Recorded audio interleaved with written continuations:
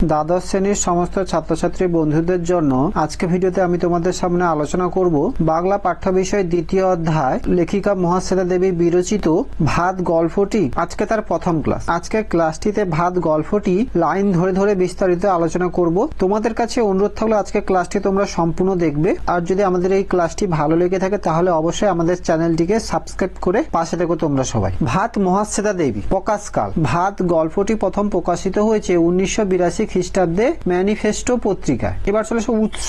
এই গল্পটি কোথা থেকে নেওয়া হয়েছে তার উৎস হলো শ্রেষ্ঠ গল্প। প্রেক্ষাপট। এই ভাত গল্পটি যেই গল্পের প্রেক্ষাপটে লেখা হয়েছে সেই প্রেক্ষাপটটা একটু জেনে নাও। একদিকে সর্বহারা খেতে না পাওয়া মানুষদের খাদ্যের জন্য হাহাকার, অপরদিকে শহরের ধনী পরিবারের মানুষদের খাদ্যের অপচয় এবং বিলাসিতা। এই প্রেক্ষাপট অবলম্বনে লেখিকা মহাশ্বেতা দেবী ভাত গল্পটি লিখেছে। এবার চলো গল্পের কোন কোন চরিত্র রয়েছে সেই চরিত্রগুলি জেনে নাও। প্রথম চরিত্র উৎসব নাইয়া। গল্পের প্রধান চরিত্র হলো উৎসব নাইয়া। নাইয়া হলো উৎসবের টাইটেল বা পদবী। গ্রামের লোকেরা তাকে উৎসব বলে ডাকতো। মাতলার বন্যায় বাড়ির সকলে বউ ছেলে মেয়ে সবাই মারা গেল, শুধু উৎসব বেঁচে আছে। আর উৎসব কিভাবে ভাত খাবে সেই যে লড়াইটা, সেই লড়াই আমরা এই গল্পে জানব। 2 নম্বর বড় পিসিমা। অবিবাহিতা বয়স্ক মহিলা, বড় বাড়ির সংসারের সম্পূর্ণ দায়িত্ব তার উপর। 3 বুড়ো কর্তা। বুড়ো কর্তা বলতে দুজনকে সম্বোধন করা হয়েছে।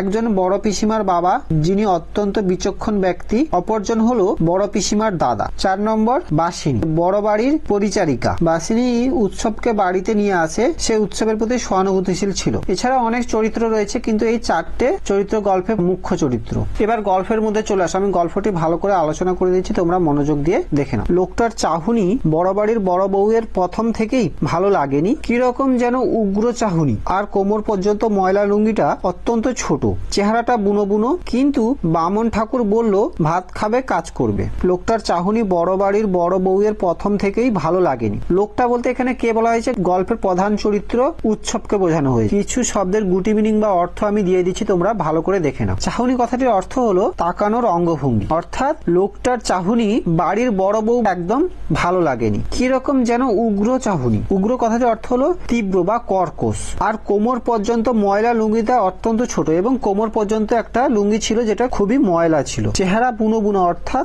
জঙ্গলি জঙ্গলি। কিন্তু বামন ঠাকুর বলল ভাত খাবে কাজ করবে। এখানে বামন ঠাকুর বলতে পুজো করার ঠাকুর মশাই নয়, এখানে বামন ঠাকুর হলো রান্নার ঠাকুর, অর্থাৎ যিনি রান্না করেন। আগেকার দিনে যারা রান্না করতো তাদের বলা হতো বামুন ঠাকুর। কোথা থেকে আনলে? এ সংসারে সবকিছুই চলে বড় পিসিমার নিয়মে। বড় পিসিমা বড় বউয়ের পিসি শাশুড়ি হন। খুবই অদ্ভুত কথা, তার বিয়ে হয়নি। অর্থাৎ এই সংসারে সবকিছুই হতে চলে বড় পিসিমার নিয়মে, অর্থাৎ বড় পিসিমাই সংসারটা চালায়। বড় পিসিমা হলেন এই বাড়ির বড় বউয়ের পিসি শাশুড়ি। খুবই অদ্ভুত কথা, তিনি কিন্তু বিয়ে করেননি। সবাই বলে সংসার ঠেলবার কারণে এমন বড়লোক হয়েও ওরা মেয়ের বিয়ে দেয়নি। তখন বউ মরে গেলে বুড়ো কর্তা সংসার নিয়ে নাটা ঝামটা হচ্ছিল।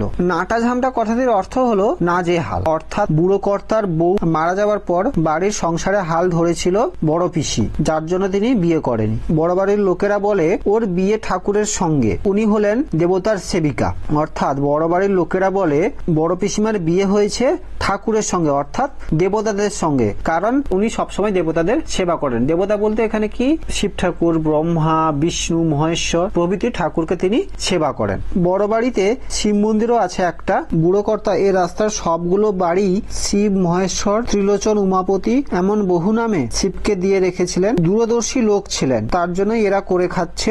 বড় পিসিমা নাকি বলেছিলেন উনি আমার পতি দেবতা, মানুষের সঙ্গে বিয়ে দিও না। বড় বাড়িতে শিব মন্দিরও আছে একটা, অর্থাৎ বড় বাড়িতে শিব মন্দির রয়েছে। বাড়ির বুড়ো কর্তা রাস্তার সবগুলো বাড়িতে একটি করে শিব ঠাকুরের মন্দির রেখেছে, যার বিভিন্ন নাম দিয়ে দিয়েছে। ত্রিলোচন শব্দের অর্থ হলো 3টি চোখ আছে যার। দূরদর্শী কথাটির অর্থ হলো যিনি ভবিষ্যৎ বুঝে কাজ করে, তারই জন্য এরা হচ্ছে করে খাচ্ছে। বড় পিসিমা বলেছিলেন উনি আমার পতি দেবতা, অর্থাৎ বড় পিসিমা বলেছিলেন মহাদেব হলো তার পতিদেব বা স্বামী, মানুষের সঙ্গে বিয়ে দিও না। অর্থাৎ বড় পিসিমা বলেন যে সে মানুষের সঙ্গে বিয়ে করবে না, তিনি মহাদেবের সঙ্গে বা শিবের সঙ্গে বিয়ে করেছে, তিনি মহাদেবকে স্বামী হিসেবে মনে করেন। এসব কথা সত্যি না মিথ্যে কে জানে।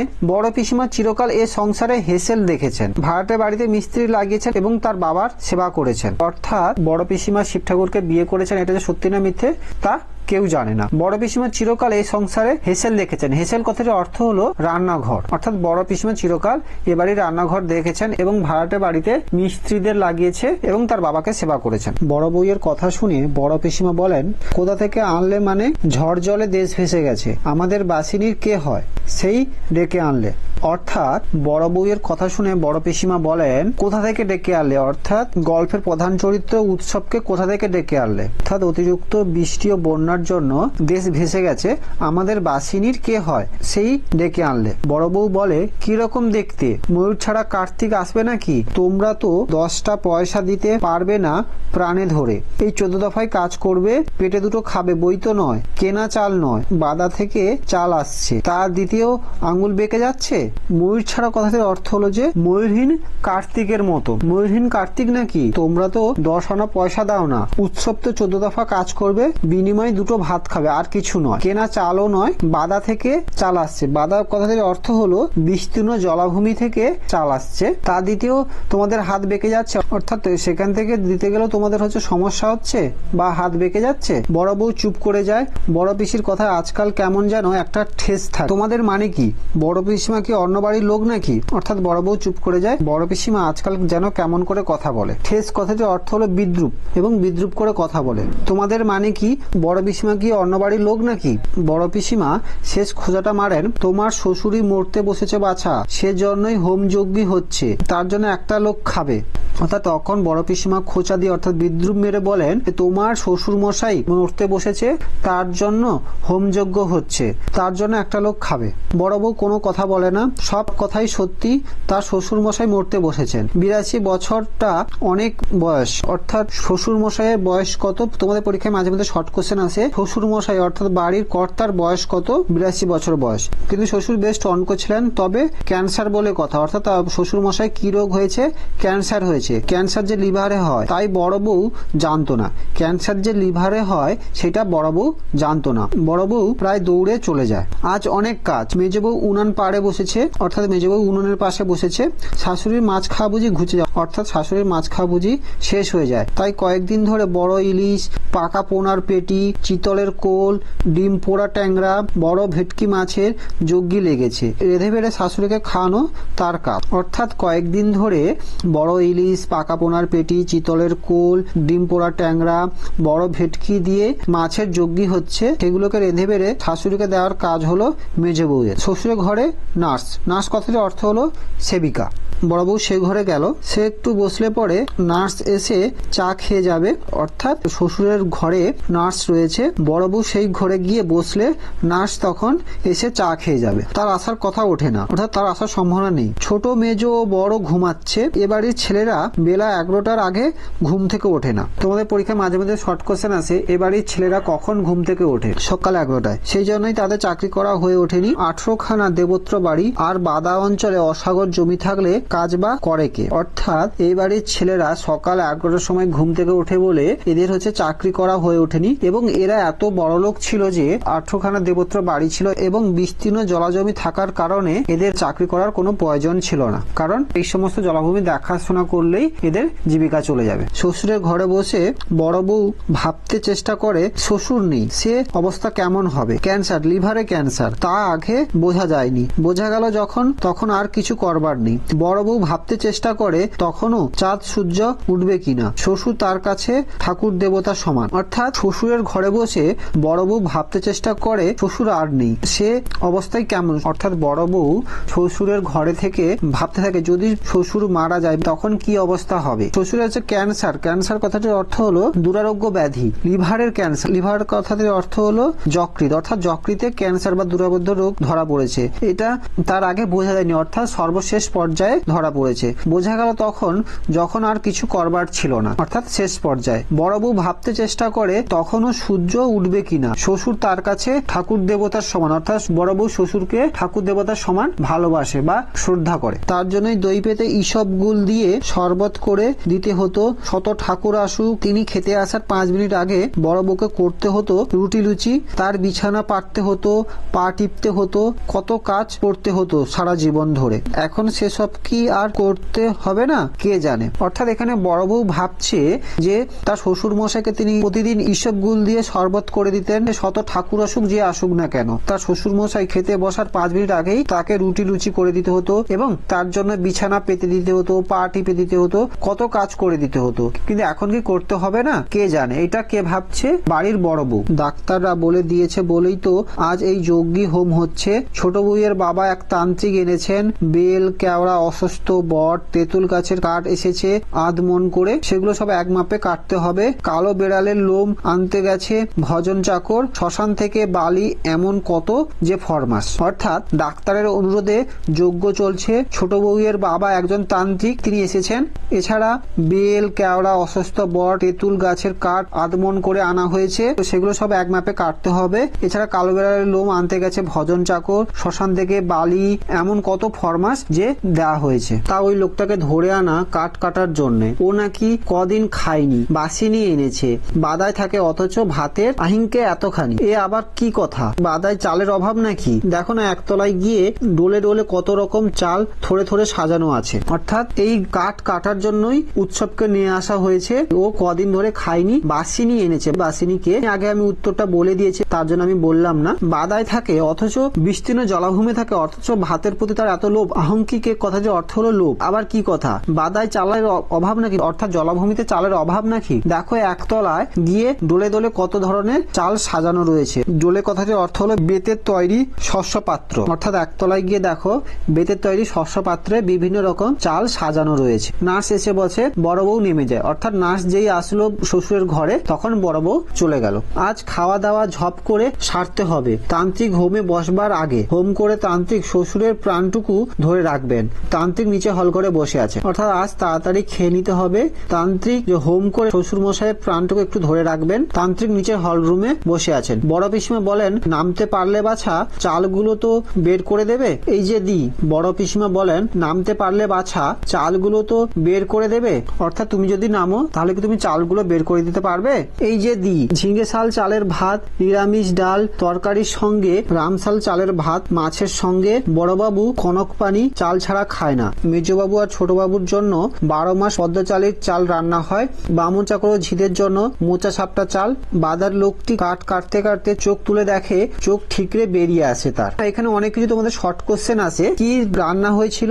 ঝিঙে চালের ভাত ও নিরামিষ ডাল তরকারি, এছাড়া রামশাল চাল ও মাছ রান্না হয়েছে। তোমাদের এখানে শর্ট কোশ্চেন আছে, বড়বাবু কোন চালের ভাত খায়, মেজবাবু ও ছোটবাবু কোন চালের ভাত খায়, বামন ঠাকুর কোন চালের ভাত, বাড়ির চাকর এবং ঝিয়েরা কোন চালের ভাত খায়। হ্যাঁ বাসিনী, এত নানাবিধি চাল বাবুরা খায়? তখন এইসব এই সমস্ত কথা বাসিনীকে জিজ্ঞাসা করছে। ওই 5 ভাগে ভাত খায়। হবে নে, বাদায় এদের এত জমি, চাল এনে পাহাড় করেছে। বড় পিসিমা বেচেও দিচ্ছে নুকে নুকে, আমিই বেচেছি সে চাল। অর্থাৎ তখন বাসিনী বলে, ওই তো 5 ভাগে চালে এরা ভাত খায়, কারণ এদের অনেক তো জলাভূমি রয়েছে, প্রচুর ধানের চাষ হয়, বাড়িতে চালের পাহাড় রয়েছে। বড় পিসিমা মাঝে মধ্যে লুকিয়ে লুকিয়ে চাল বিক্রি করে দেয়, আমি তো বেচে দিয়ে এসেছি। বাদা এদের চাল হয়, তাদের দেখি বাসিনী এক মুঠি চাউল দে, গালে দিয়ে জল খাই, বড্ড ঝেমন, আঁচড় কাটতেছি পেটের মধ্যিখানে, সেই কদিন ঘরে আদ্যা ভাত খাই না, দে বাসিনী ব্যাগ্রাতা করি তোর। অর্থাৎ জলাভূমিতে এদের চাল হয়, তা একটু দে তো বাসিনী, এক মুঠি চাউল দে,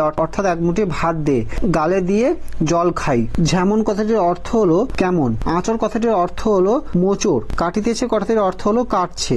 অর্থাৎ পেটের মধ্যে কেমন যেন আঁচড় কাটছে বা পেটটি মোচড় দিচ্ছে। কদিন ধরে আদা ভাত খাই না, সে বাসিনী ব্যাগ্রতা করি তোর। ব্যাগ্রতা কথাটির অর্থ হলো অনুরোধ। অর্থাৎ বাসিনী তোর কাছে অনুরোধ করছি, তুই একটু চাল দে বা আমায় ভাত দে। আরে আরে কর কি উৎসব দাদা, গা সম্পর্কে দাদা তো হও, কেন বা এমন করতেছো? পিসিমা দেখতে পেলে সর্বনাশ হবে, আমি ঠিক তাগে বাগে দে যাব।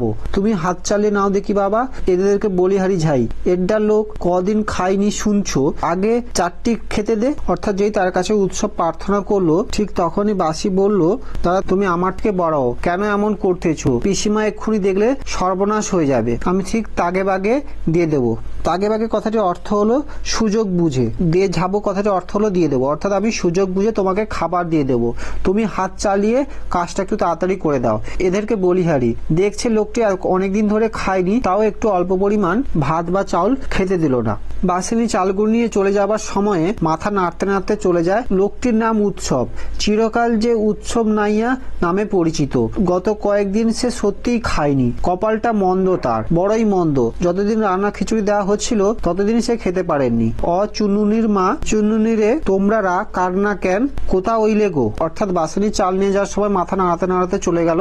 লোকটির নাম হলো উৎসব, তার সম্পূর্ণ নাম হলো উৎসব নাইয়া। নাইয়া হচ্ছে উৎসবের টাইটেল। গত কয়েকদিন ধরে সত্যি সে খায়নি, কপালটা তারই খারাপ, বড়ই খারাপ। যতদিন হচ্ছে রান্না খিচুড়ি দেওয়া হচ্ছিল ততদিন সে খেতে পারেনি। ও চুন্নির মা, চুন্নি রে তোমরা কথা বলো না কেন, কোথায় গেলে তোমরা। বস্তুত এসব বলেছে যখন খুঁজছিল বউ ছেলে মেয়েকে, তখন তার বুদ্ধি ভরে গিয়েছিল। একদিন তুমুল ঝড় বৃষ্টি, ছেলে মেয়েকে জাপটে সাপটে ধরে বউ কাঁপছিল শীতে আর ভয়ে। সে ঘরের মাছ খুঁটিটা ধরে মাটির দিকে দাবাচ্ছিল।